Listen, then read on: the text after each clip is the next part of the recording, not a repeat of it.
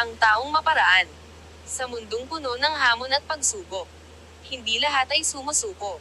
May mga tao na kahit gaano kahirap, laging may paraan. Sila ang tinatawag nating maparaan. Ang taong maparaan, hindi umaasa lang sa swerte. Hindi reklamo ang sagot sa problema. Ginagawa niya ng paraan. Kahit kapos, kahit kulang, kahit mahirap. Walang pamasahe. Lalakad niya yan. Walang budget. Diskarte muna, hanap ng racket. Walang kagamitan.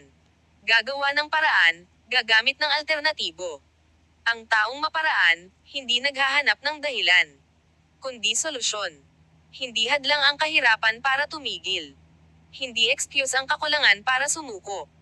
Kahit ilang beses madapa babangon, mag-iisip, gagalaw. Dahil ang taong maparaan laging may diskarte. Laging may pag-asa. At higit sa lahat, laging may pananampalataya sa sarili at sa Diyos.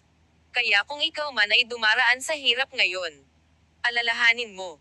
Kung gusto, may paraan. Kung ayaw, may dahilan. Maging maparaan ka. Dahil ang diskarte, ang unang hakbang sa tagumpay.